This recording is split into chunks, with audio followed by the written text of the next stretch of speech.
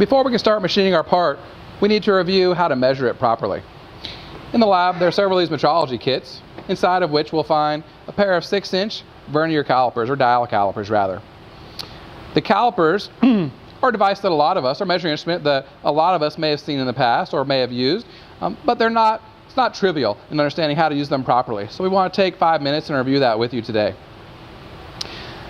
Dial calipers themselves are capable of making 3 types of measurements. Does anybody know what they are? The first type is an outside measurement. If I want to measure the thickness of this piece of material, I use the external measuring jaws for that. The second type of measurement is an internal measurement. Perhaps I want to measure the width of the groove in this V-block. I could use the internal jaws to do so. The third type of measurement is a height or a length measurement. You'll see there's a rod that protrudes out of the end of the calipers as we open them. So if this block was attached to another component and couldn't be removed for easy measurement, I could use this extension rod to measure the height of the block from the surface datum. There's a second set of jaws on the back side of the calipers as well that also facilitates making accurate depth or height measurements. But it still falls in the same category as the extension rod, a height or length measurement. So we've got external, internal, and length or height measurements that we can make with the same pair of calipers. Before we start using the calipers, we need to cover the very basic safety for them. And rather, it's not because they can injure you, but simply because they are precision instruments, and if we don't care for them, they're not going to be able to give us accurate readings, and that means that our parts won't be accurate as well. So anytime we're using the calipers in the lab, we want to do so over a work surface, so there's no risk of dropping the calipers on the ground, which will certainly destroy them. We also want to store them in the blue cases and close the lid whenever we're not using them. That way, if there are chips flying around on the machines, the chips don't get inside the calipers, which have a very precision set of gears inside them, and the smallest chip will destroy the precision of those gears. So always leave the calipers in the measuring box when we're not using them. And finally, the only thing that we use the calipers for are making measurements. Some people use calipers for some interesting purposes. They'll use the sharp corners in order to scribe lines on their work pieces. And some very ignorant people may actually use calipers as a wrench in a pinch in order to grab something and try and provide some rotational torque. Okay? So clearly those are not the common uses for precision instruments, so we're only going to use the calipers for making accurate measurements in our lab. When we use the calipers, there are a few basic things we want to check. First, when you retrieve them out of the box, you want to open the calipers, and in doing so, you want to use the dial. There's a little drum or a little dial that's knurled. You want to use that dial to open and close the calipers. You never want to grab the calipers by their body and fling them open or closed very rapidly, because you're going to send the needle into warp mode and it's going to instantly destroy the calipers. So always open and close them slowly, because it's a mechanical rack and pinion that is actuating the indicator dial on the calipers. So when using them, we're going to open them. We're going to wipe out.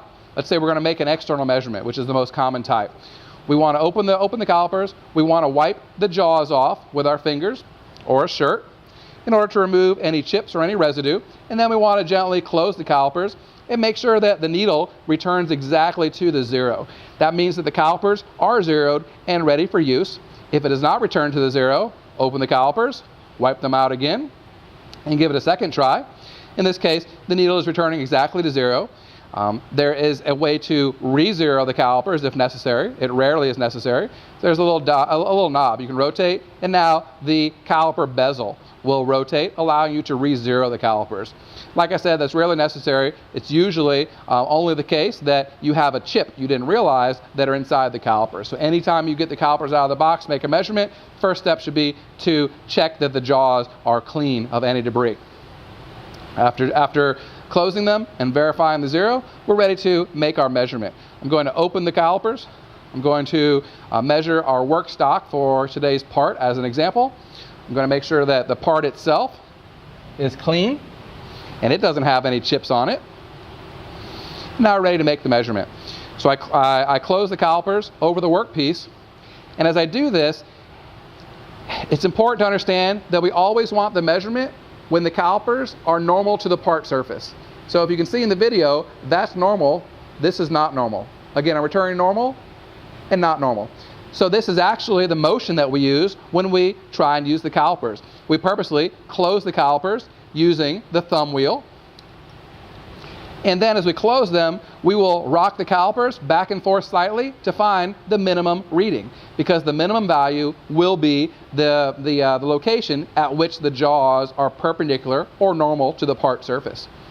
If I take the part out and I look at the reading on the calipers, in this case, the part measures 0.5005 inches in thickness, which is believable because this is nominally 1/2 inch by 2 inch bar stock, so 0.5005.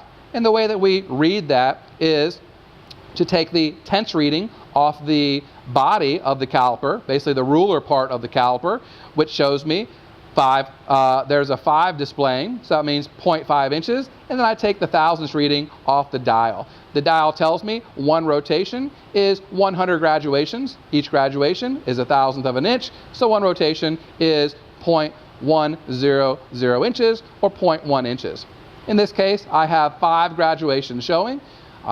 So that's 0.005 that gets added to my 0.5, giving me a final size of 0.505 inches.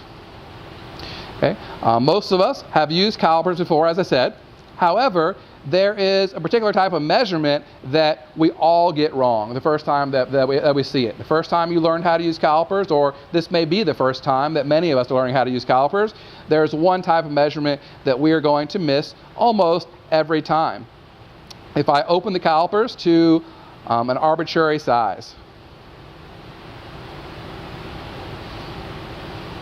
and I show the students the measurement, I will ask them to tell me what this measurement is, and by looking at the body, I can see a 3 followed by the large 1, so I'm at 1.3, it appears, inches on the body, and I've got 95,000 showing on my dial. So the common response would be that this measurement is 1.3950 inches, which is wrong. The measurement is actually 1.295 is 1.295 inches. The indicator is that moving the calipers, open them up another 5,000ths of an inch, bringing the needle to 0, will place me on exactly 1.300 inches. So if I subtract off 5,000ths from that, returning me to my previous measurement, there's no way that that could be 1.395 inches. It is actually 1.295 inches. However, anytime you're close to the 0, you have to pay strict attention to whether you are before the 0, meaning you're not all the way to the major tense unit shown on the body of the calipers, or whether you are past the 0, in which case you have reached that 0, or that tense spot. So a little difficult to explain on the perhaps to the camera versus having students here in real time to do so, but I want you to show them a basic measurement on the part to begin, so you can review how to read the tenths digit off the body and then the thousandths digit off the dial. Then I want you to go to some position where it is something with 95 thousandths in it. So 1.395, 0.795, so that you can explain this important point, because it's the biggest stumbling block we all have when learning how to use dial calipers. Finally, after we go through that and we field any questions that the students have, I want to put the calipers back in the box. And then I want the students to rotate through, and I want them to measure the length, width, and height of the workpiece and write it next to the final part dimensions on their drawing, so they know what they're starting with, so they can tell you, is this stock of suitable size to produce their workpiece today? Okay. So while they're doing that, be interactive. Ask them if they have questions. Monitor what they're measuring. You should know that this is nominally 1/2 inch and 2 inch, so it'll make it easy for you to identify when you think somebody's having a little bit of trouble. And be sensitive to the fact that a lot of students are going to claim they know how to use the calipers. but they don't, or they haven't done it so long that it's not a skill that's going to come back to them quickly. So this is a useful exercise. Take 3 minutes, rotate around, have them measure it, write it on their drawings, and they'll make more measurements as we continue making the assigned parts. Workpiece deburring is an important skill to master because we have to do it frequently when manufacturing parts in a machine shop like this one. Anytime we cut a workpiece with a cutting tool, it's going to leave some sharp edges or burrs that can affect the subsequent operation of machining that workpiece, and also those sharp edges present serious hazards to anybody who later handles those parts. Consequently, we have to deburr our parts immediately after removing them from the machine. The most common method of deburring is to use a file. So I'm going to start by working on this mill part today and demonstrate proper filing technique. When you take the part out of the machine, again, just be cautious that every machined edge can be extremely sharp, so carefully handle the part. Bring the part over to one of the machine vices, or rather the sheet metal vices in the lab. Clamp the part in the vise, and that gives you an extra set of hands to hold the part while you then file it. By each vise, we have a nice array of files, so you can grab one that you think is suitable. We have rough, medium, and fine files for different types of materials. I have a medium file that I'm going to demonstrate with today. And the idea when filing, or the goal, is to put a small 45-degree chamfer along each part edge. Now this piece has been cut on a bandsaw, leaving 4 sharp edges around this top perimeter of the part. I'm going to use the file, but I want to demonstrate some basic terminology. Obviously, we know where the handle is, because all of us have probably used a file at some time, or at some point previously. But the rest of the file is important to understand because of the way that I'll demonstrate its use today. We have the tip and the heel of the file. So that's basically one end, the point, and the opposite end of the file. The goal, as I said, is to use the file to put a 45-degree chamfer on the workpiece, but it's important to understand that files are unidirectional tools, meaning they only cut moving in one direction. They don't cut moving back towards us. In fact, that just dulls the file and essentially damages the file because you can't resharpen a file. So when filing, you will push the file in one direction, lift off the workpiece, and then return to where you started. You never go back and forth because, as I said, it is going to dull the file. Proper technique is to move from one end of the part edge to the other while simultaneously moving from the tip of the file to the heel. So I'll demonstrate on the edge closest to the camera. I'm going to locate the tip on my workpiece. I'll have 2 fingers on that edge of it. I'll rotate the file to what I perceive is about 45 degrees. And as I file, I'm going to put gentle pressure and move all the way across the file and move all the way across my workpiece. Usually, you'll do 3 or 4 strokes, trying not to push too hard, but you'll be able to see, you'll be able to see the polished surface, the file surface being produced, and your goal is to make that an even surface. That's why you're moving across the file and across the whole workpiece versus trying to file a little bit here and a little bit here and a little bit there. That is bad technique, and it's going to always give you a very wavy, unsightly surface.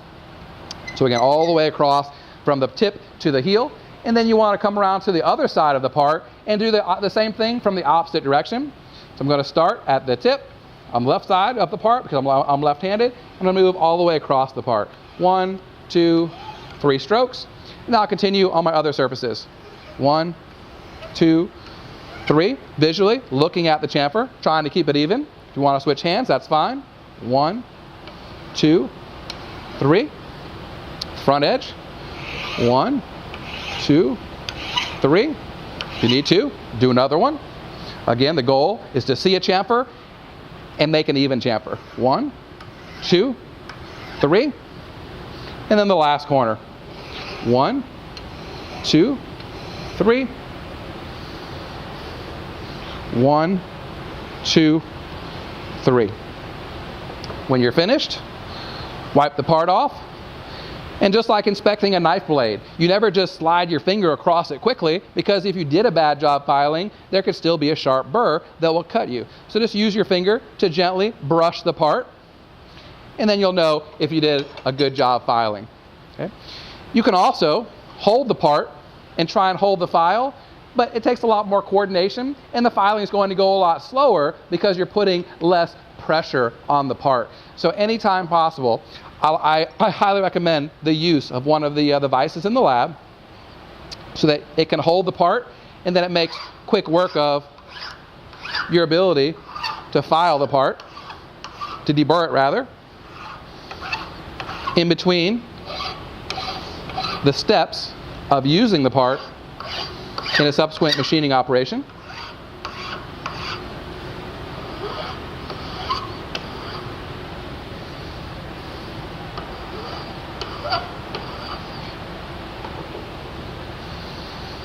So the first time, it might seem a little awkward if you haven't done much filing, but you'll see after doing it for 30 to 60 seconds, you'll quickly get the hang of it, and it won't be something that delays your parts during manufacturing.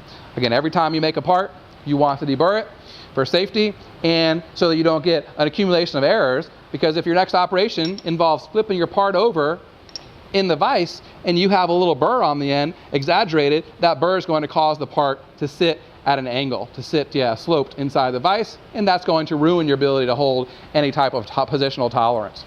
Okay. The last comment is that we have other types of deburring tools for circular features. We have what's called a countersink tool. You'll learn how to use countersinks in the lab if you haven't used them already. But essentially, a countersink is just you can think of it as a tapered drill. If I have a circular hole, I'm going to have a sharp edge, just like if I machine a rectangular feature. So the countersink tool, you simply insert into the feature, push on it a little bit, and then rotate it in a clockwise direction.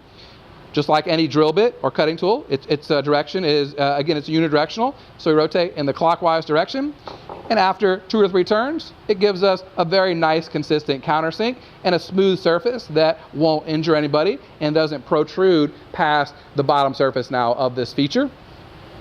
And then the last deburring tool is a tool that is used for either deburring straight edges in this fashion.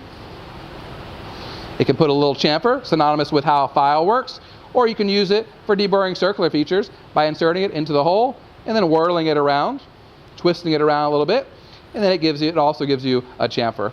I prefer the countersink because it gives you a more consistent feature. But we like to have a variety of deburring tools because you make a variety of parts. After measuring our part blank to make sure it's a sufficient size to produce our final part, it's time to load it into the chuck. To do so, we want to start by grabbing the ruler and Sharpie out of the metrology kit next to each machine, and we're going to place a couple marks on our workpiece. The first mark is going to ensure that we don't come too close to the chuck jaws with our cutting tool. If we look at the part drawing, the overall finished length of our part is 1.5 inches. So I'm going to add about 1/2 inch to that length and place a mark 2 inches from one end of the workpiece. This will ensure that our cutting tool doesn't come too close to our rotating chuck jaws. Just for good practice, I like to rotate the part around the other way and place a mark at the 1 inch length, because we always want to clamp on at least 1 inch of material stock to securely clamp the part in the lathe chuck. To do that, to place the part in the chuck, we need to follow a couple steps. We reviewed them last week during the equipment training. The first step is to place the machine spindle in neutral so that you can easily rotate the chuck and find the chuck key drive pinion. The next step is to grab the rag and wipe off the chuck jaws to make sure we're not going to clamp our part over any chips. We can use the rag or use the air. And then finally, we're ready to actually load the part into the lathe. I'll grab the chuck key with one hand, and I'm going to follow the most important safety rule we have in the lab, and especially when we're using the lathe, and that is never leave the chuck key in the chuck, even for an instant. You never want to take your hand off it and do anything else. You always want to have your hand on the chuck key anytime it's engaged in the lathe's chuck. I'm going to use my left hand to open or close the chuck jaws so I can insert my workpiece, aligning the 2-inch mark I made with the front edge of the chuck jaws. And then I'm going to close it and tighten it with about 30 pounds of force on the chuck key. And finally, I'll return the chuck key to the top of the headstock. At this point, our workpiece is securely clamped in the lathe chuck. Next, we want to load the cutting tool that we'll use today. On the left side of each lathe, we have is a cabinet of different cutting tools. We have a variety of tools for different materials and for different part geometries. When you grab a tool out of the cabinet, you want to visually inspect it to make sure it doesn't look damaged or chipped. And if it does, you want to bring it to the attention of a lab TA who will be happy to replace it for you. To load the cutting tool onto the lathe or onto the tool post, we want to push the tool post handle away from us, and then we can gently lower the cutting tool onto the tool post, and finally pull the handle towards us with about 25 pounds of force. At this point, the cutting tool will be securely clamped to the tool post. If we bring the tool over to the part, there are two important checks we need to make anytime we load a tool for the first time onto a lathe during any work session. The first check is the vertical center height of the tool. We want the vertical center height to match the vertical center height of the workpiece or of the chuck and spindle. To check that, we can use a simple plastic ruler and move the tool towards the outside diameter of the workpiece and very gently come into contact with the ruler, which will pinch the ruler on the tangent point, and now we can visually check whether or not that ruler is vertical. In this case, the top of the ruler is tipped a little bit towards me, so I'm going to hold the ruler, retract the tool, loosen the tool post clamping lever, and then I can adjust the little knurled nut to raise or lower the tool. In this case, I want to raise the tool a little bit. I'm going to tighten the clamping lever, and I'm going to repeat my check using the ruler. Gently come into contact, move my eyes around so I can check, and that's actually looking quite vertical. I may need to go just a little bit more, so I'll retract one more time. I'll raise the tool just a few thousandths more, retighten it, and recheck. Gently come into contact. Now as I look at it, the ruler looks very vertical. The idea here is to get the tool within plus or minus 5/1000ths of an inch of the center location, and the ruler technique works quite well for that. A second method we have, depending on your preference, is called a lathe gauge, and is simply a piece of material that we've cut to which we've attached a little bubble level to the top, and we can use this in the same manner. We do so by retracting the tool, bringing the V portion of the lathe gauge into contact with the workpiece. There's a little spot for my finger, or my thumb rather, to hold the gauge, and then I move the tool in so the other side of the gauge can sit on the top of the cutting tool. Okay? In this case, the bubble shows me that I'm not perfectly centered, so I can loosen the handle, make my adjustment, re-secure the handle, and now my tool is on the vertical center height of the spindle. That's the first check, the vertical center height. The second check is the tool clearance angle. Cutting tools are only meant to cut with their very tip, so we need to angle the tool in order to ensure that that's the case. This particular tool has an 80-degree included angle if we were to measure it. So that means it's intended to have 5 degrees of relief angle when we're facing or when we're turning. And the way that we achieve that is simply to loosen the tool post nut and then align the left flush side of the tool holder with the x-axis. We could use a tool to measure that, but our eyes are certainly sensitive enough in this case. So I will rotate the tool holder until it looks parallel to the x-axis, and then I will retighten the nut on top of the tool post. Again, putting about 25 pounds of force on the end of the wrench is all I need. And then I'll move my tool over to the workpiece so that I can check to make sure that I have a couple of degrees of clearance between the side of the tool, the cutting tool, and my workpiece. So for the facing operation, everything looks good. I'll move around to the side of the part and check the clearance for turning, and it looks symmetric. It looks identical. So in this case, I have approximately 5 degrees of relief angle in both of my primary directions, which is what I wanted. With my part and my tool holder loaded, the last check I like to make is to move my tool over as far as I will be cutting. So I'm over to the 2-inch mark I made, and I'm going to slowly rotate the chuck just to make sure that I have clearance. In this case, I do. I like to move, again, all the way over just to make sure I'm not going to accidentally collide with my rotating chuck jaws. And in this case, at my 2-inch mark, that is closer to the chuck jaws than I should ever be when I'm cutting my workpiece. Now we're ready to commence with the actual cutting. The first step is I'm going to turn the machine on. I'm going to come over and I'm going to touch off on the front face of the part. I'm going to set my Z-axis 0 or Z-axis datum, and I want to make a cut across the front face of the part. Right now this is a bandsaw cut, so it's not a finished surface, and it's also not perpendicular to the axis of rotation of my part since it was just cut on a bandsaw. To do this, I need to put the machine in the proper speed range, which in this case is going to be high range. So I look at the handle and I see the high range is to the right. I adjust the lever while gently and slowly rocking the spindle. So you saw me do that. I'm going to turn my speed control knob all the way down, so that's all the way counterclockwise. And then I'm going to make sure that I turn the machine on in the proper direction. The workpiece and the chuck should always rotate counterclockwise as viewed from the tailstock to the headstock side of the machine. So I move the power lever to the right and down. The spindle and the chuck, they are rotating counterclockwise, so that is correct. And then I'm going to adjust my spindle speed and bring it up to about 600 RPM for cutting this part. We'll talk more about the speeds and feed rates associated with different tools and processes as the semester continues. That's approximately 600 RPM. I'm now going to move my tool over to the face of the part. And once I get close, I'm going to slow down and very gently and cautiously approach and contact my part so I don't damage my expensive cutting tool. I'm going to use the Z-axis because it has a nice large hand wheel. I gently come into contact. And as soon as I touch off, I can hear it cutting, I can see the chips, and I can see the shiny halo produced by the sharp cutting tool.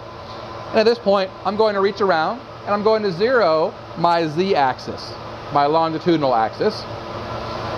Now I want to move the cutting tool off the rotating part. I'm going to leave the machine running and I'm going to use the right-hand rule. It's very important when we're using any of the equipment in the lab. The right-hand rule always tells us the correct direction to move the axis. In this case, I want to move the X-axis, but I want to move the tool backwards towards myself. The right-hand rule tells me I need to rotate the X-axis hand wheel in a counterclockwise direction to do so. So I firmly grab the hand wheel and I slowly rotate it. And I check to make sure that I'm moving in the right direction, nice and slow, and I can see that yes, I'm moving the tool back towards me so that I can pick up the speed and move all the way off the part into the air. To make this front cut off my workpiece to clean up that rough surface, I'm going to cut 20 thousandths of an inch off the front datum. I look at my digital readout and it tells me where I am in space. If I move the tool towards the chuck and I use the DRO for the magnitude, I'm going to move 20 thousandths of an inch, 0.020 inches. And then I'm going to reach around and re-zero that because this is going to be my new Z-axis datum. I'm now going to use a little cutting oil, and when we apply oil on the lathe, we always want to use the bottle in an orientation that keeps our hand as far away from the dangerous cutting zone as possible. And we're going to use these bottles with the small needles so that we can dispense a small amount of oil, which is all we ever need. I'm just going to put a drop or two of oil right on the front corner of the cutting tool because that's the only part of the entire tool that's doing any work. Next, I want to actually back the tool out into space so that I can check my feed direction, my automatic or my power feed direction. I always want to set it up out here in air in case I make a mistake so I don't damage my part or my cutting tool. In this case, I want to feed the cross feed or the X-axis. I want to move the tool across the face of that part, so I need to adjust the controls, the power feed controls on the lathe apron so that I am activating the cross feed. In this case, the lever needs to be moved to my left. Then, if I activate the control I can see that the x-axis is moving, and in this case, it's moving in the proper direction towards my part. If it's not moving in the proper direction, I have to activate the feed reverse plunger on the front of the apron, and then if I reactivate the automatic feed, you'll see that the tool is now moving in the opposite direction, which is towards me. I said I want to move towards the workpiece center line, so I will reverse the feed plunger one more time, and then I'll do a final check, and I can see that indeed the tool is moving in the proper direction towards the workpiece and spindle center line. I'll move the tool back up close to the part. I've applied the oil. I check the spindle direction. I check that my workpiece and my tool are loaded securely. So the last thing to do is to gently bring the tool into contact with the part. I can see the chip being produced, and now I will activate the automatic feed. As it starts cutting, I can see a big chip being produced. It ends up being quite long, so I like to occasionally stop the automatic feed to interrupt the chip and break the chip so that it will fall down instead of whipping around, which could become dangerous to the operator. So just alternate turning the feed on and off as the chip gets uncomfortably long. You can see the nice shiny surface being produced on the front face. So that means the entire face is cleaning up with this cut, so my 20 thousandths depth of cut is sufficient for what I wanted to do, which was just make the front face truly perpendicular to the axis of rotation of my workpiece. I do a double check just to make sure that my 0 has been set, because this is going to be my Z datum for manufacturing the rest of the part. When I've reached my target location, I want to use the Z-axis handle and very slowly move away from my part until I'm sure I'm going the right way, and then I can pick up speed and finally move away from the part. And if I want to, I can turn the machine off and then visually inspect. I can wipe it off, visually inspect my part. But from this point onward, I need to be very careful to understand that any time I make a machining cut on a workpiece, whether it's a lathe, whether it's a mill, whether it's a drill press, whether it's a bandsaw, anytime you make a cut, the result is going to be a very sharp corner that can easily cut you. Okay, so don't ever just put your hand in here and then quickly wipe it across the part, because you likely will cut yourself. In this case, I just wanted to visually inspect this front surface to make sure that the entire surface was cut with my cutting tool, and that I didn't need to cut any deeper. I didn't need to make another cut across the front face of the part. I'm going to turn the machine back on, and now I'm going to move around to the outside of my part, and I'm going to move in towards the part. And once I get close, I'm going to slow down and very gently, cautiously, and slowly move towards the part until I just barely touch the part. And at that point, I can see the shiny halo. I can just barely hear the noise that it made when it started cutting. So I'm going to stop my motion, and I'm going to 0, in this case, 0 my cross feed, which is my x-axis. I'm going to 0 the x. That'll be my x-axis datum. And you can see each time I do this, I'm very deliberate in my motion as I reach up to the digital readout. I don't ever want to move from the controls right across this area to the DRO because of the dangerously protruding chuck jaws on my part. If I slow it down to show, the chuck jaws stick out, so if I move my hand across and I come too close, the jaws can actually hit my hand, and it's much worse if I have any jewelry on my hand or on my wrist, which is why we enforce that rule so unilaterally in the lab. But the point is, we want to make sure that we always reach constantly around to the DRO as opposed to directly across the lathe chuck. Now that I have my 0 set, I'm going to move off the workpiece in the Z direction, in the longitudinal direction, nice and slowly to make sure I'm moving in the right direction, and then I'll pick up my speed. And I want to make a finish pass across the outside surface or outside diameter of my workpiece, because my part drawing tells me that the designer requires all surfaces to be finished. In this case, I'm going to move the tool in the x-axis using the right-hand rule, clockwise rotation will move the tool towards the workpiece, which will do the cutting. I'm going to move the tool 5/1000ths of an inch, in reducing the diameter of my part by that much. I'm going to try this first and see if that cleans up my outside surface. I'll move up close to the part. Oops, actually, I'm going to move away from my part, and I want to check my feed direction. Once again, out here in air, I move the feed control to the longitudinal feed direction. I test it, and I can see the right axis moving, but it's the wrong direction. So I turn the feed off, I activate the feed reverse plunger, and now I'm ready to return to my workpiece. Doing one final check. This time, the tool is moving the correct direction. So I move over close to the workpiece. If I want to contact, I can. If I just come up close to it, that's fine as well. And now I'm ready to activate my automatic feed. So I'm going to begin cutting. I'm looking at the workpiece, and I can see a little stripe on the workpiece. I'm going to stop my feed, and I'm going to stop the machine.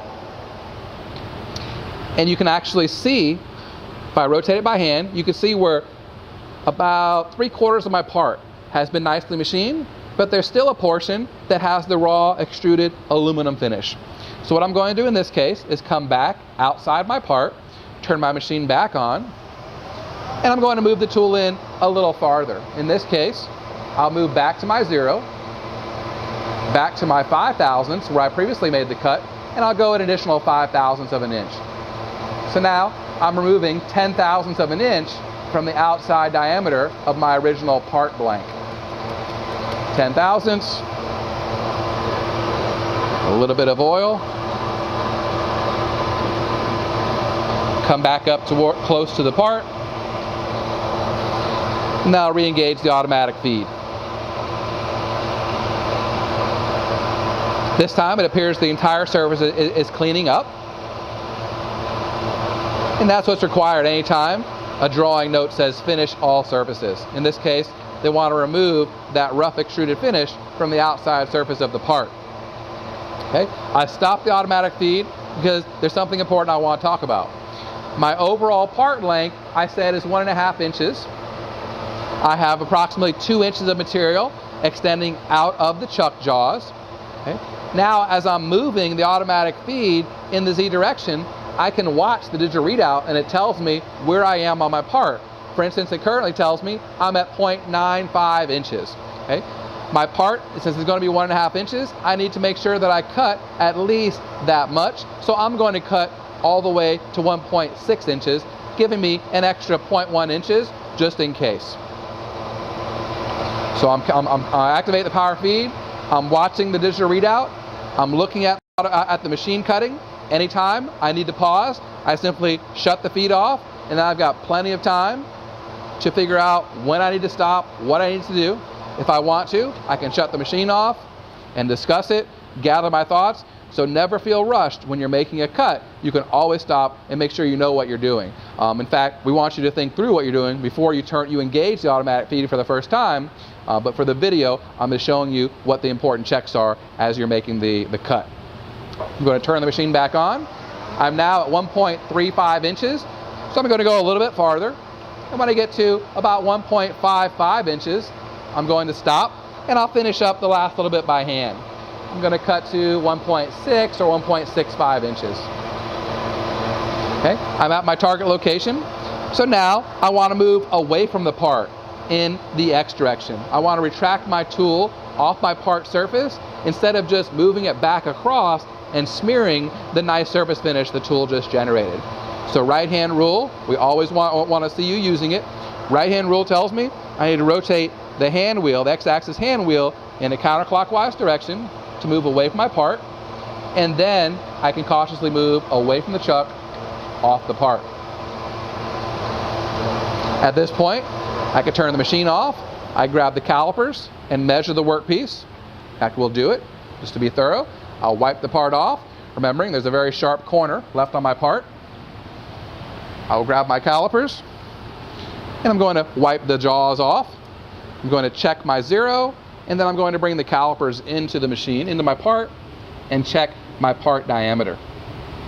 In this case, my part diameter measures 1.990 inches. If I look at my part drawing, the dimension for the outside of the part is 2 inches plus or minus 20 thousandths. So I'm well within tolerance. I could cut another 10 thousandths of an inch off that outside surface if I needed to, but I don't because it is now a finished surface meeting that part requirement. I'm going to next turn the machine back on and cut the shoulder out of the workpiece. The shoulder diameter, actually let me discuss that with you for a moment. The shoulder diameter, finished diameter, is 1.25 inches. We're starting about 2 inches, but we can't cut that all in one pass. We have to do multiple cuts because the machine is only capable of cutting a maximum of 0.1 inches of material off the part at any instant. Whether it's the middle of the lathe, that's our rule of thumb when working in the lab. So that way, you'll always have sufficient machine rigidity in order to produce your cuts without destroying your tools or damaging your work pieces.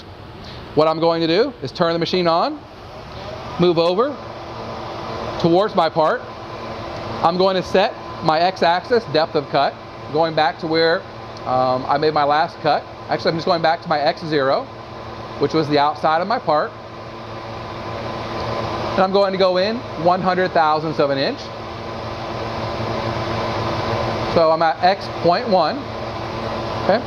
But there's a very important distinction to make.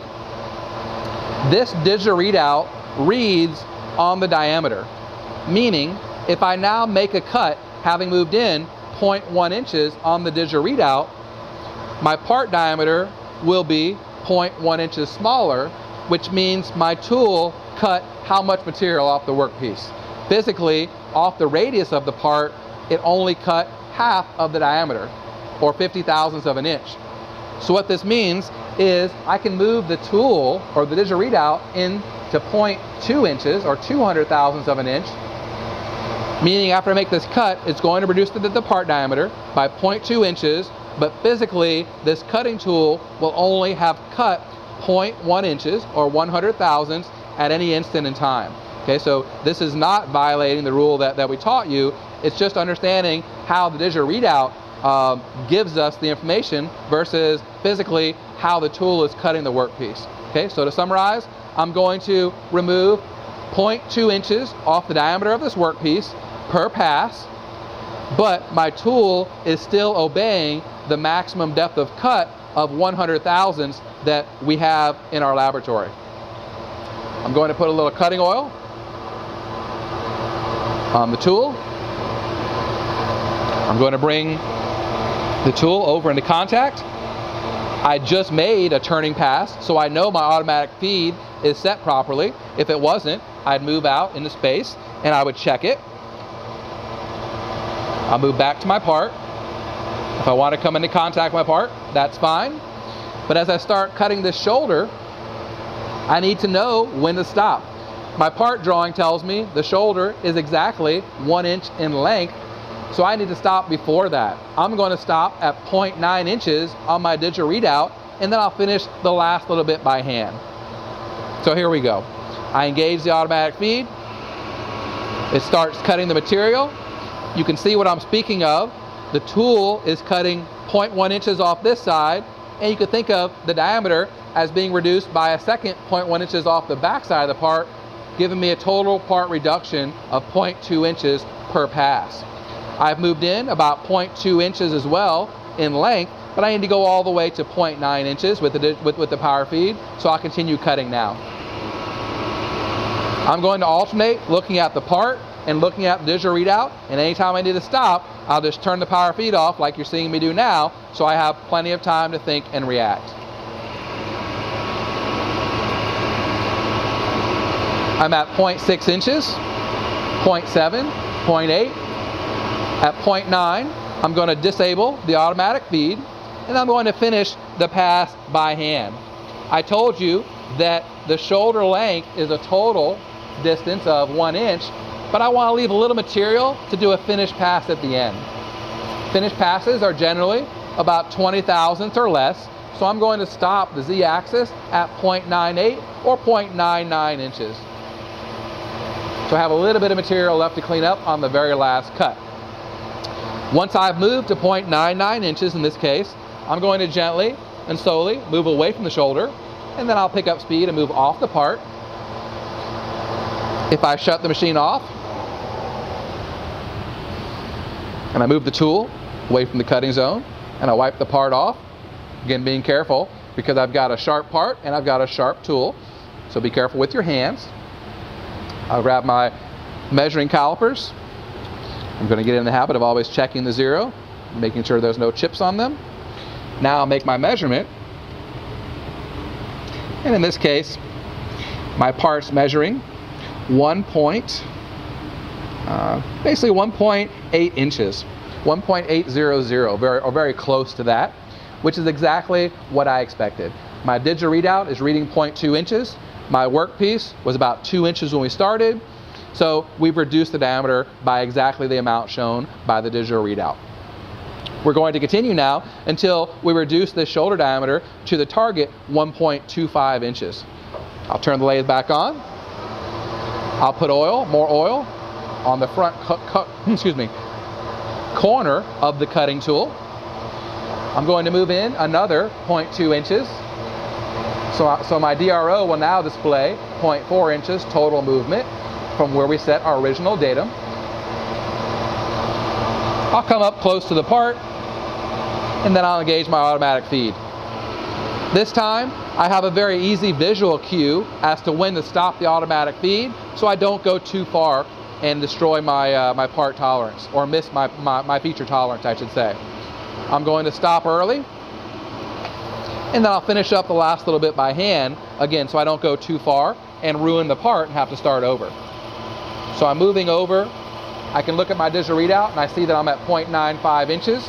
I continue in the same direction until I reach 0.99, and then I retract, just like you saw me do previously. And I'm going to continue in this fashion until I finish my roughing cuts. Now I'm moving into X 0.6 inches. I will add oil once again.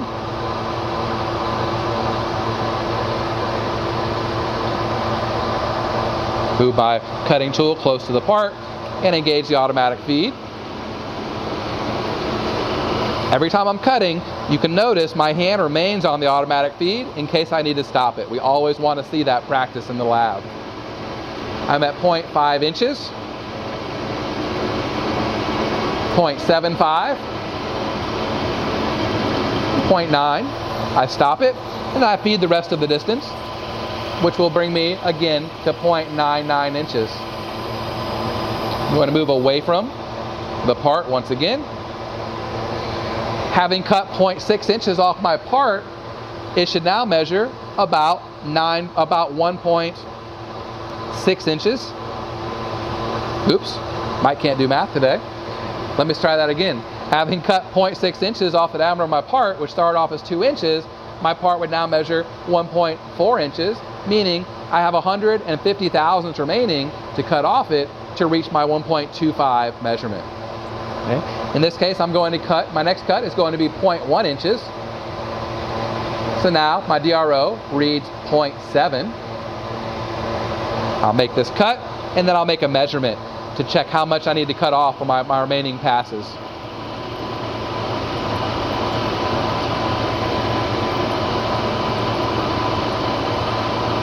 Again, I can just watch the part now, and I'll know when I need to stop, so I can finish up the last little bit by hand, and I can watch the DRO to know how far to move before I stop.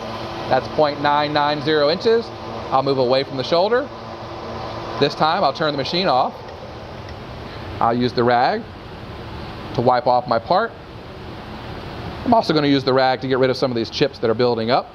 I'll use the rag to protect my hand, and I'll grab the chips with the rag, and I'll throw the chips in the trash can.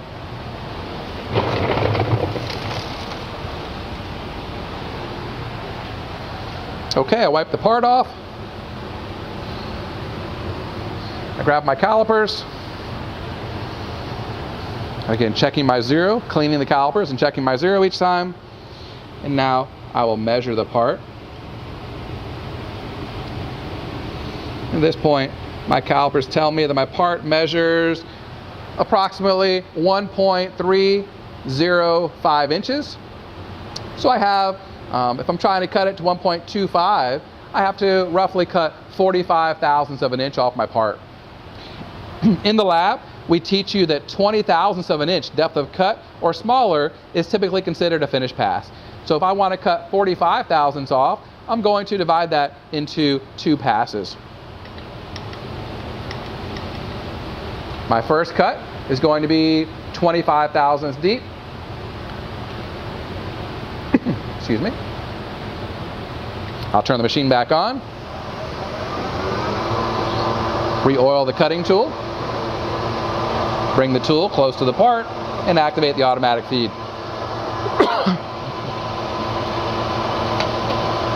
With a smaller cut, you see the long stringy chips once again. So I like to shut the automatic feed off so the chips do not become too long.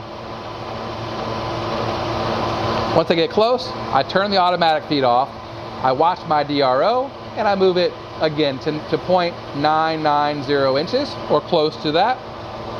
I retract away from my part, and now I'm going to move in the final 20 thousandths of an inch, bringing my DRO measurement to 0.745 inches. I'm going to put a little more oil on the tool, put close to the part, engage it just as I have previously.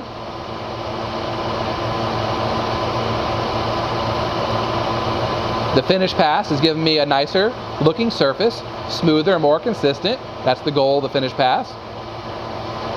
I stop early, but in this case, I'm going to move all the way to my 1 inch dimension now. So I'm at 0.99, 0.995, 1.000. Okay. Now I need to move the tool out in the X direction in order to clean up all those previous steps we made along that shoulder. To do this, I need to rely on the right-hand rule. That tells me I want to rotate the hand wheel, the X-axis hand wheel, in the counterclockwise direction. And I'm going to do this manually, actually, just so that I can feel the cut and develop a little bit more understanding of what it feels like for the tool to do the cutting action. I'm going to put 2 hands on the hand wheel and then slowly and gently move it. I'm watching the tool. I can see it's moving in the proper direction. I can see the nice, smooth, finished surface that's being produced by the tool. So everything looks correct. It's still cutting, as we can tell, visually and audibly. I'm trying to move the hand wheel as fluidly as I can. That's why I'm using 2 hands. Until I come all the way off the part. And then I can retract the tool and move it away from the part in the Z direction. At this point, I'd grab my calipers and I'd check my final measurement on the shoulder diameter. I would check the length of the shoulder. I can do that, but I have a lot of confidence in the digital readout because I've used it for quite a while. In your groups, as you're making the parts, I want you to make those measurements, but I want to also be cautious. I want to caution you that we have now 2 corners that are extremely sharp. So when you're in there trying to make those measurements, be very cautious around these sharp edges because they are like razor blades.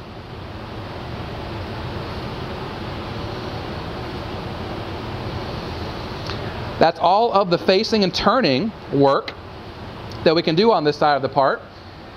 A final review of the drawing shows us we have 2 features remaining before we cut the part off and flip it around to finish the back side. There are 2 chamfers that get cut on these sharp corners. So that's going to be our focus now. A chamfer, as indicated by this drawing, is, in this case, a 45-degree angle that's cut into the part, and they give us very specific dimensions for the length of that chamfer. To set up to cut the chamfer, I'm going to use the wrench to loosen the tool post nut, and then I'm going to rotate the tool so that the leading edge of the tool is at 45 degrees to the longitudinal or cross axis of the machine. This doesn't matter in this case because it's 45 degrees. I could get a protractor and make a very accurate measurement, but again, our eyes are close enough for this because the chamfer is simply provided in order to remove the sharp edge or allow a feature that will let you slide something onto the shoulder very easily. Perhaps you have a bearing. You design this so that a bearing fits over this shoulder. The chamfer would allow that bearing to start evenly and then slide onto that precision shoulder diameter. In this case, I'm going to set the tool by eye to 45 degrees. I'm going to put about 25 pounds of force on the end of the wrench, and that secures the tool at that angle. Now I'm going to move the cutting tool in towards my workpiece.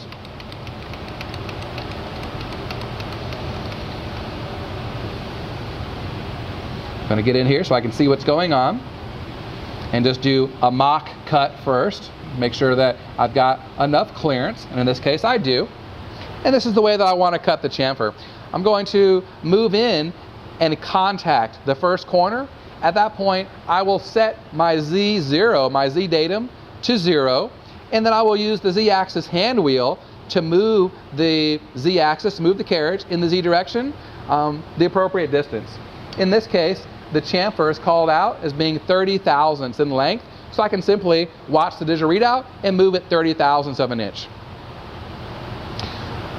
I am clear of the workpiece. I can rotate it by hand if I want to make sure for safety. So now I'm ready to turn the machine on and make the chamfer. I turn it on. I'm going to move over into contact. Once I get close, as always, I'm going to slow down. Nice and slowly and cautiously. I just made contact, so I will reach around safely, zero my Z-axis, come back to my Z-axis hand wheel, and move over 30 thousandths of an inch. 20, 30. At that point, I will move the opposite direction, away from my part, and I have a chamfer produced on the part. I can turn the machine off. I can grab my calipers, close them, check my zero, open the calipers to 30 thousandths of an inch, and with the machine off, of course, reach in, and I can measure the width of that chamfer to verify that it is indeed 30 thousandths of an inch or very close to it.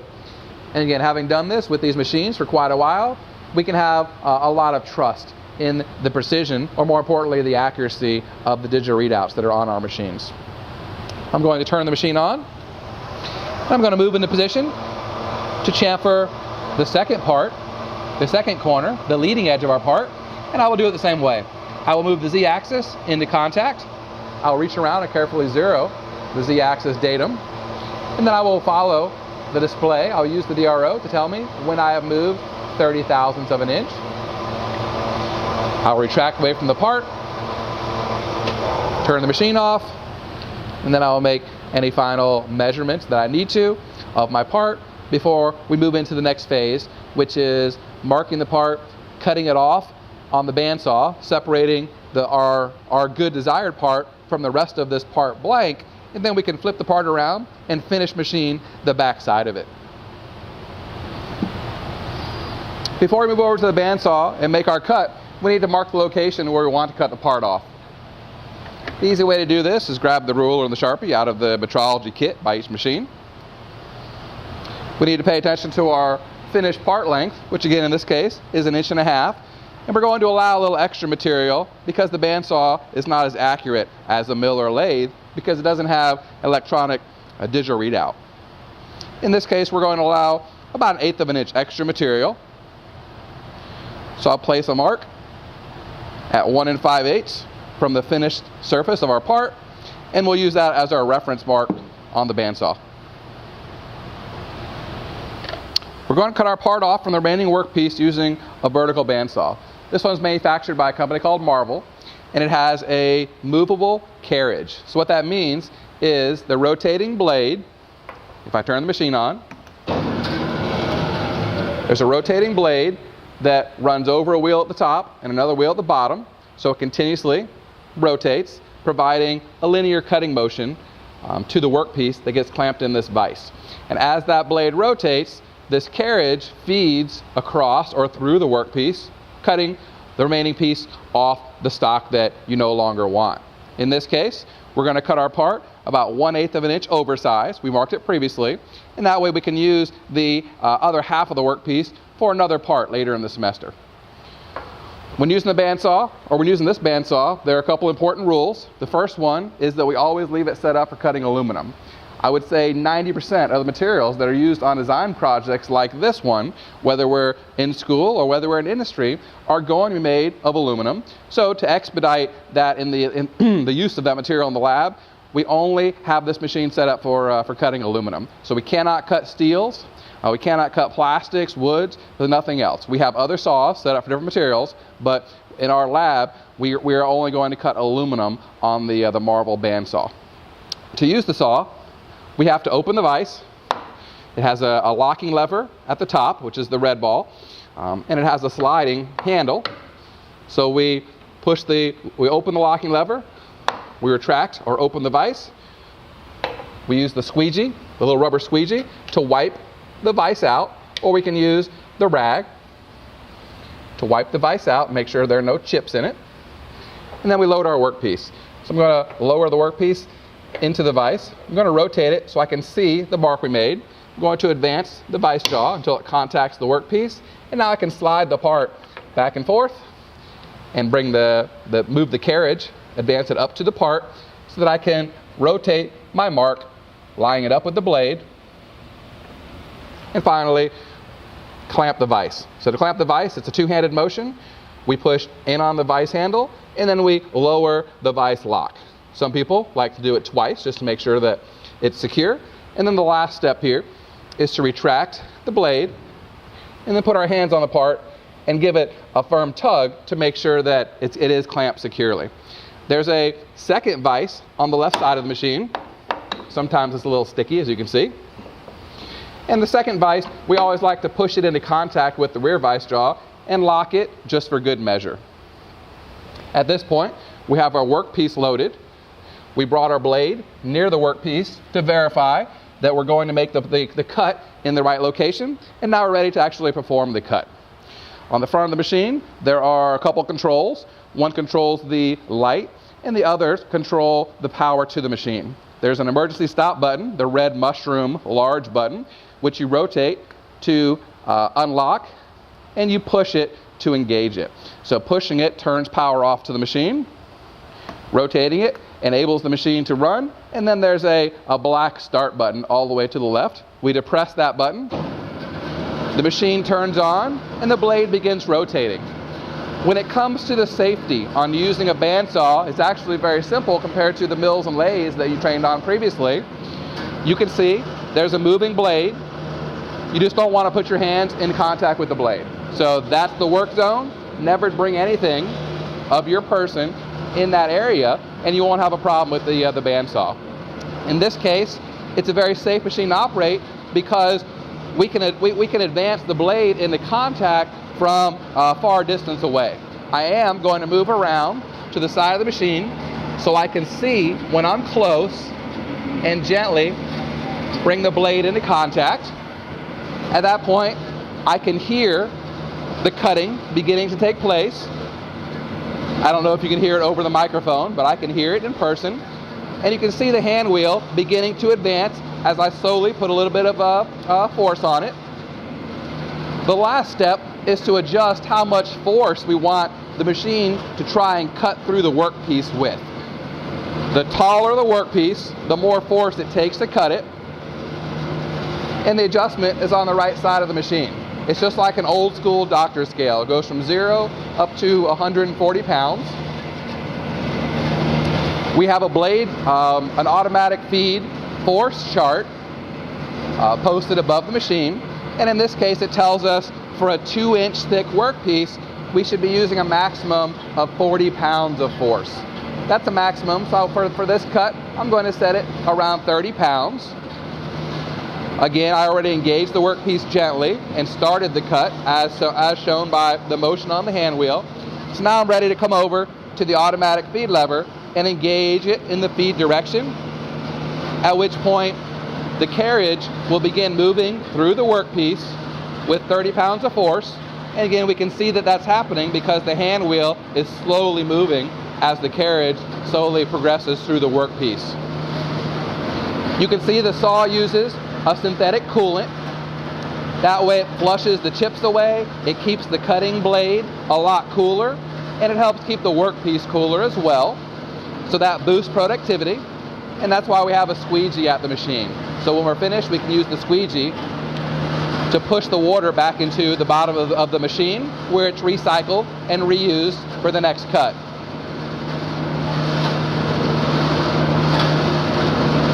This cut will take approximately 2 minutes because of the size of the workpiece. Band sawing is actually a pretty efficient method for cutting materials. However, the tolerance achieved is much lower than the lathe or the mill. On the lathe or mill, we can probably achieve within 5/1000ths of an inch positional accuracy on our parts because of the digital readouts. On the bandsaw, we're probably closer to achieving 1/16th of an inch tolerance, or about 62/1000ths of an inch. Now, as we come close to exiting the part, you want to make sure that you put your attention on the part, and right as it exits, you want to turn the automatic feed lever off. Now, this is very important. I'm going to turn the machine off as well, so that I don't have to talk over the noise. My part will be cool because of all the coolant that's being used. So I can reach in with my hand, or I can reach in with the rag and retrieve my part. Again, I've got a lot of coolant on the machine, so I'm just going to use the squeegee quickly and move this out of my way as I'm talking.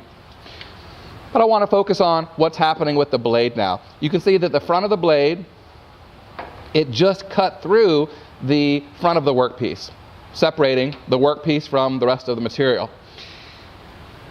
The rear of the blade is still over the side of the workpiece, and that's where we want to stop it. We want to always stop the blade before the rear of the blade passes the front of the workpiece. Okay, so anywhere in this location, anywhere in this region is the target destination where we stop the saw so that we can retract it and remove our piece and prepare for the next cut, or just continue about our business if we're finished using the saw. What we don't want to have happen is to allow the blade to keep cutting in air, keep going, keep going, keep going, and to pass. We never want the rear edge of the bandsaw blade to pass the workpiece, because on the way back, when we retract it, it can catch the workpiece, just like we see it doing here. If that happens, and we're not sensitive to it, we'll actually pull the rotating bandsaw blade off the guide wheels, and that's going to destroy the blade. Okay, so we always want to stop the blade after the front edge passes the workpiece, but before the back edge does so. Okay? If this occurs and you don't catch it in time, all you have to do, or all you have to remember to do, is open the vise and remove the workpiece before retracting the blade, so the blade can't catch on the workpiece on its way back. Now that we're finished, we take our workpiece out. We'll always have a rag on the machine so we can wipe off the drop, what we call the remainder, and we'll put it back on the material rack for use later in the semester. Or if it's too small of a piece and it is really just trash to us, we throw it in the recycle bin. And of course, we're going to clean off our workpiece as well, because this is what we want. Final step is to use the squeegee, like I said, to squeegee as much of the coolant and chips or swarf out of the vise back into the center of the machine.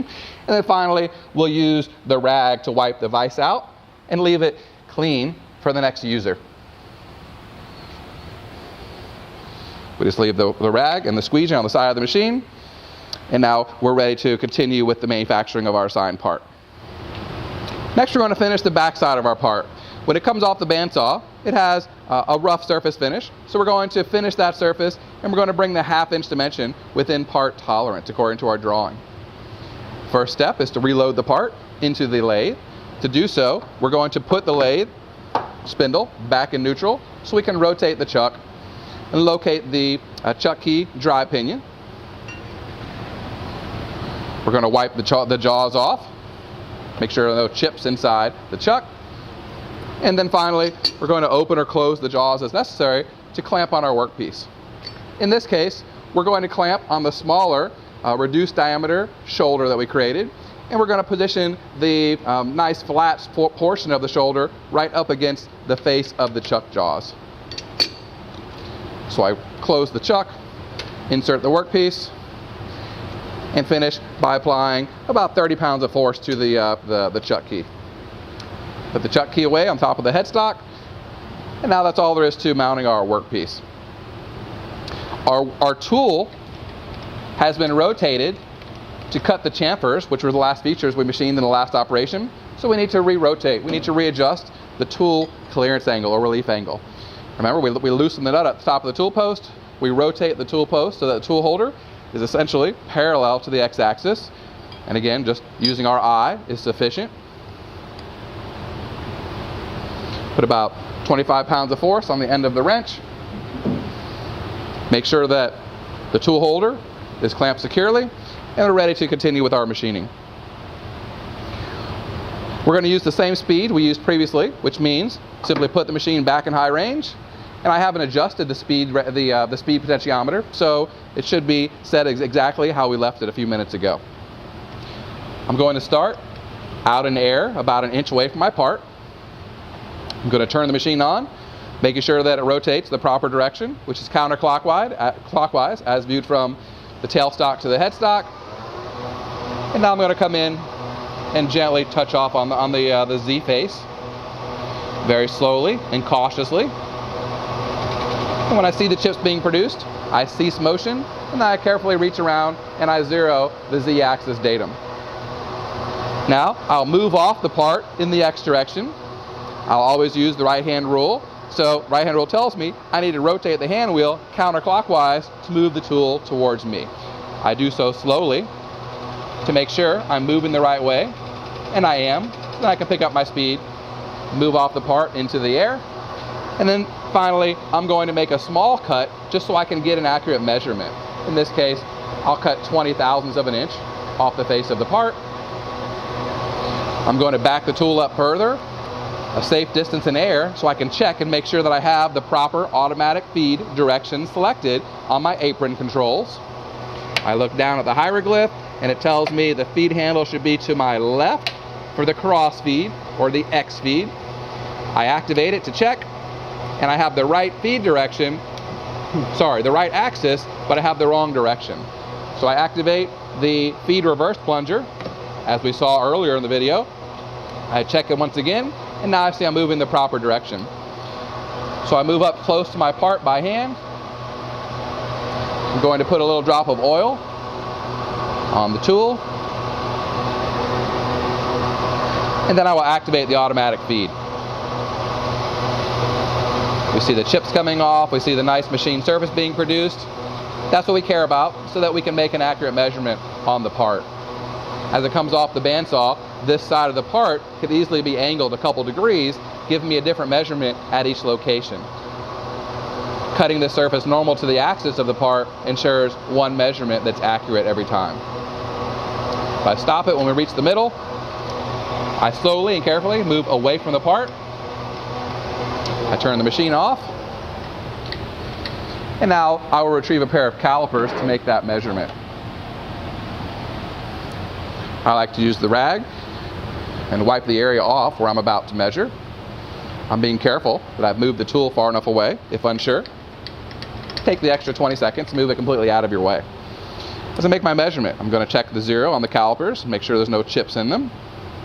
And now I'm ready to come in and measure this part between two of the chuck jaws. There's plenty of room for the calipers to reach in. And I can see that the measurement is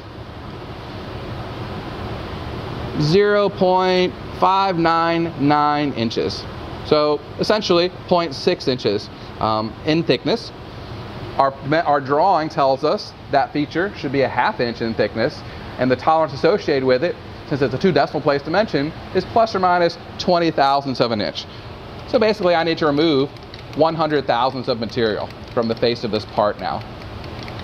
Which makes sense because we marked it approximately an 1/8 inch long, we cut it in the bandsaw, and then we brought it back over to the lathe and cut about 20 thousandths off the workpiece. Okay? So 100 thousandths total. We like to leave about 20 thousandths for a finish pass, so I'm going to break this up into 2 passes. One 80 thousandths pass, and then a remaining 20 thousandths pass. On my digital readout, I move back to my last position, and now I'm going to move in 80 thousandths more in the Z direction. I look first to make sure I've got plenty of clearance between the tool and the rotating chuck, which I do. I move over 80 thousandths more towards the part. I come in close to it. I reapply the oil. Every time, keep my hand as far from the cutting zone as I can.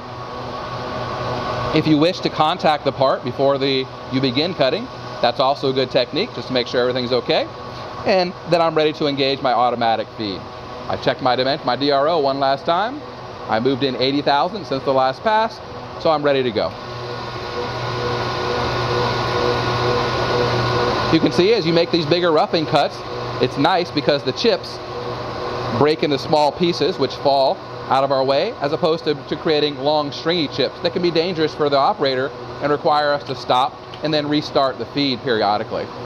In this case, there's no need to do that, so it makes for a nice, quick material removal. I move all the way to the middle, I stop the automatic feed, I move away from the part, and then I come back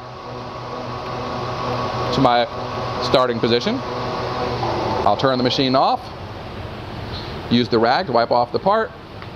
Now, I always like to double check before I make my finish pass, just so I don't go past what my target is. In this case, it shows me I'm exactly about 21 thousandths oversized. So I have to make one more pass to be within spec. You could tell me if I cut 2 thousandths off the part, that is acceptable, and you're absolutely right. But I'm going to shoot for the nominal or the center of my tolerance range. So at this point, I return to my last coordinate, and then I move 20 thousandths from that location. And this will be my last pass, my finish pass. So it should give me a good surface finish, and it will, more importantly, bring my part within the required tolerance. I come up to the part, then I engage my automatic feed. You can see the long stringy chip, so I'm going to shut the feed off occasionally to break that chip into shorter lengths.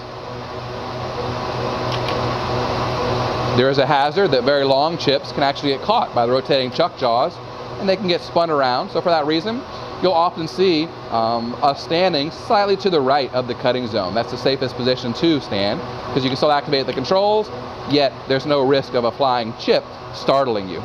Once I finish the cut, again, I move slowly away from the part. I turn the machine off, and I can make my final measurement to ensure that I'm within the required tolerance. This side of the part, if I look at the drawing, does not tell me that there's supposed to be a chamfer. It does not require a chamfer on this corner. However, every time we make a machine cut, whether it's on a mill or a lathe or a bandsaw or a drill press, there's a sharp edge that results. So we need to remove that edge because of the drawing note that says break all edges, which essentially means remove all edges, all sharp edges that could injure somebody. Okay. The quick way to do this is to use a file, just like you've learned previously. Actually, maybe you did not learn previously if this is the first assigned part you're making, so I apologize. We're going to use the file. We did show it to you during the equipment training, so I'm going to reiterate the most important safety when using it. Number one thing is that you want to remember to turn the speed all the way down to the low end of the range, which is counterclockwise. You also want to either move the cutting tool way far away, so there's no risk of any part of your body coming in contact with it while you're using the file, or I prefer just to remove it and temporarily get it out of my way completely. The file itself, if I turn the machine on now, it'll rotate a nice slow speed.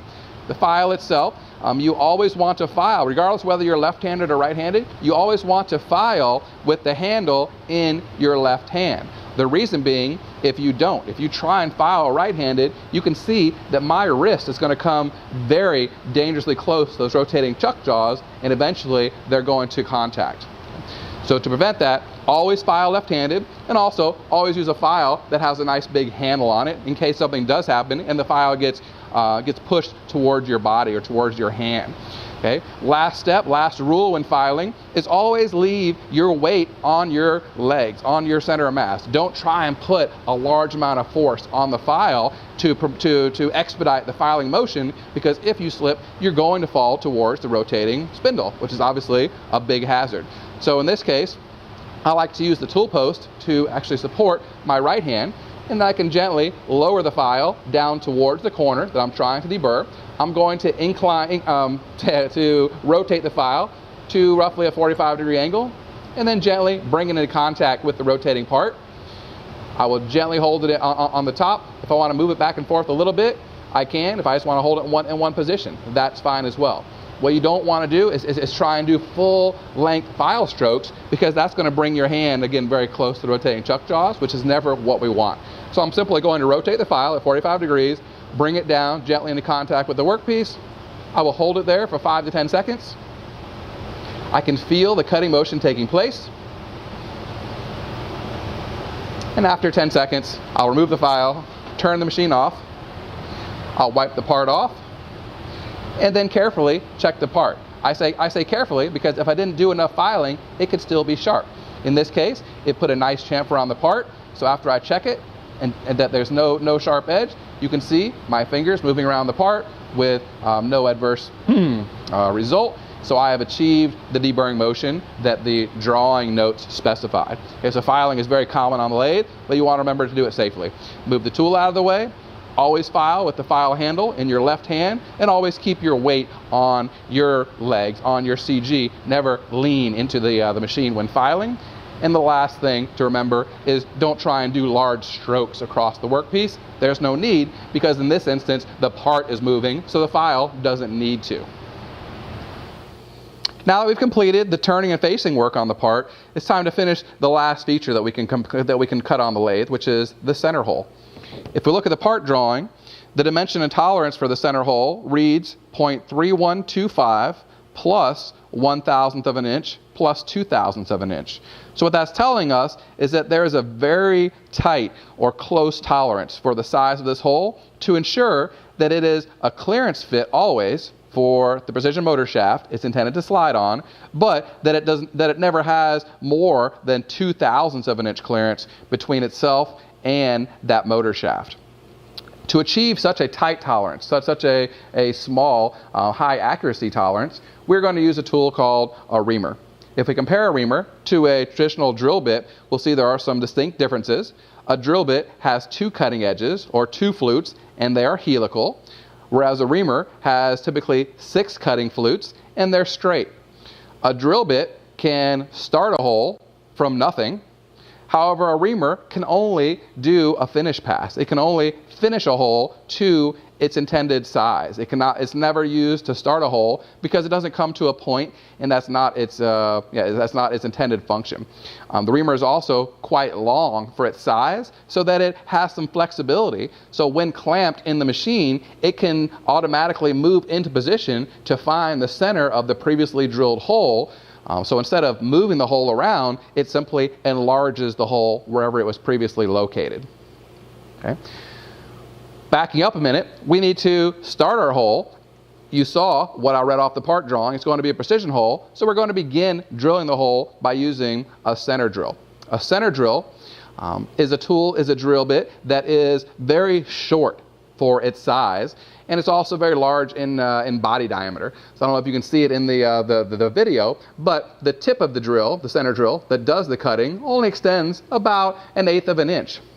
It's also 1/8 inch in diameter, so we're simply going to use the center drill to create the first crater in our part to ensure that the hole is started at the exact center of our workpiece. So I grab the center drill, I've moved the tailstock over into the vicinity of our part. I open the chuck, I clamp the center drill. If you notice, I already moved our cutting tool. I put our cutting tool away, and I moved our tool post out of the way so that's not interfering with our ability to drill.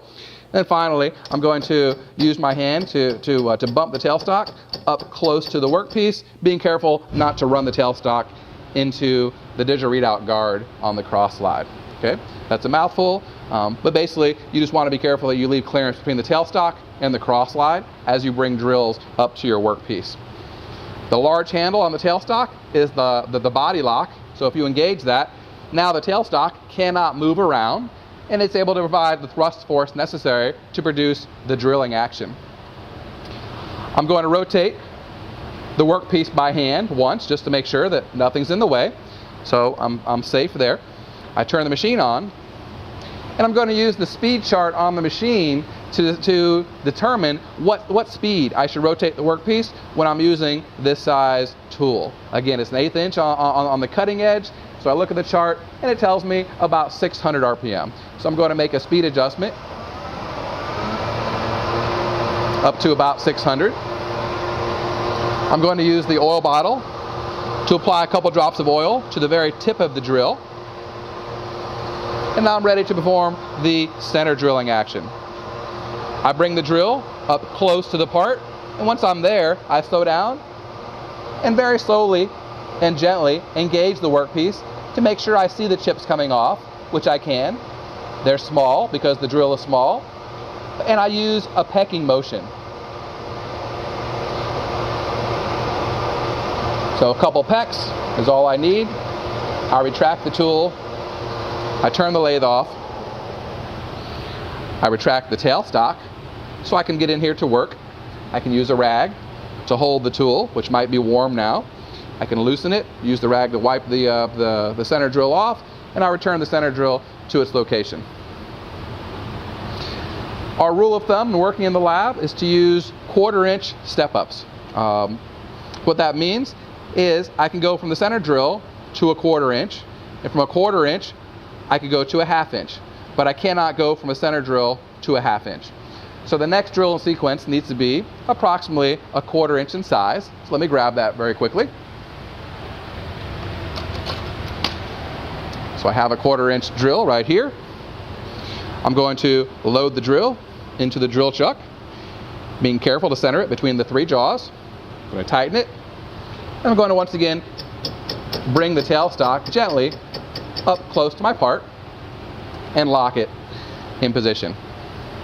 I'll apply a little oil to the very tip of the drill, since that's the only part that does any cutting, and I'm ready to turn the machine back on. I'll make the necessary speed adjustment based on my speed chart, and I'm ready to continue with my drilling. So I gently come into contact with the workpiece. I can see the chips coming out, and now I'm going to peck drill. And the rule of thumb for peck drilling is that each peck can be, the depth of each peck can be roughly equal to the radius of the drill. So in this case, I'm making approximately 1/8 inch pecks. This part is pretty long. It's 1.5 inches in length. That's fairly long for a 1/4 inch drill bit. So as I get halfway through, or approximately that deep, I'm going to retract the drill all the way. I will use the air to blow any chips off the drill. If they don't all come off, I can turn the lathe off, wait for it to stop, and then use the rag.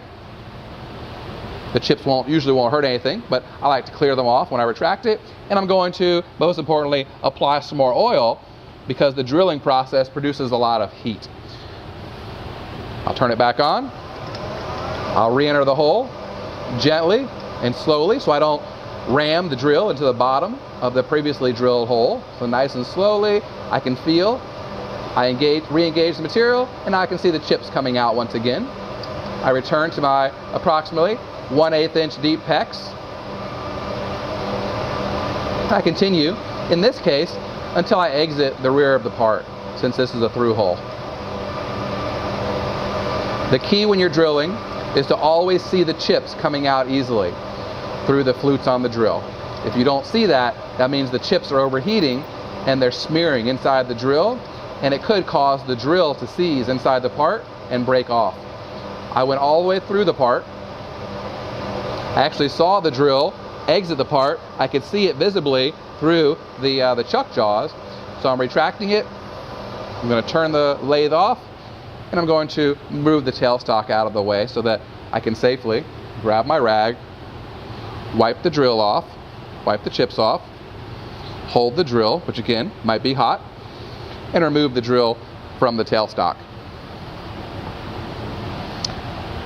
Now my hole is approximately 1/4 inch in size. My finished target size is roughly 5/16 of an inch, 3,125. Okay? However, a reamer cannot remove much material. It's kind of like a roughing and a finish pass. If I try and remove a lot of material with a tool, then it's not going to be able to cut it to a very accurate size. So we need an intermediate size. Anytime you're using a reamer, the rule of thumb is that you take the reamer size and you subtract 1/64 of an inch from that size. 1/64 is about 15 or 16 thousandths of an inch. So in this case, I want a drill bit that's somewhere around 0.295 to 0.300 inches in size. And when I go over to my drill set, I can find exactly that. So I load the drill into the drill chuck. I repeat the process I showed you previously, bringing the drill bit up close to the workpiece, clamping the tailstock, applying a little oil to the tip of the drill, turning the lathe on, reading the speed chart, and making an adjustment if necessary. And now I'm ready to drill through with this intermediate size drill. In this case, there's already a hole through the part, so this drill is going to have a much easier time moving through the workpiece. I gently come into contact. I can see the chips streaming out of the hole. They're having no problem evacuating. I can barely feel any resistance. So in this case, I can drill all the way through, and there's not even a need to peck if I don't want to. I'm removing very little material with this drill bit. So all the way through, I can again see the drill protruding out of the back side of the part. So I'm ready to retract the tailstock.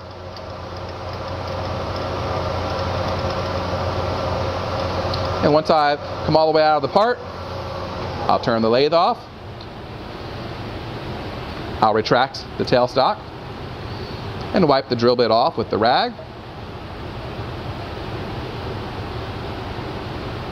Hold on to the drill bit with the rag, take it out of the drill chuck, at which point I can grab the shank of the drill and return it to its proper location in the drill set. And now we're ready for the last feature, the last tool in sequence, which is our reamer. And the size of our reamer is 0.3135. So that means it should bring our hole right into the proper tolerance, but at the lower range of that tolerance. I'm going to load the reamer just like I loaded the drill.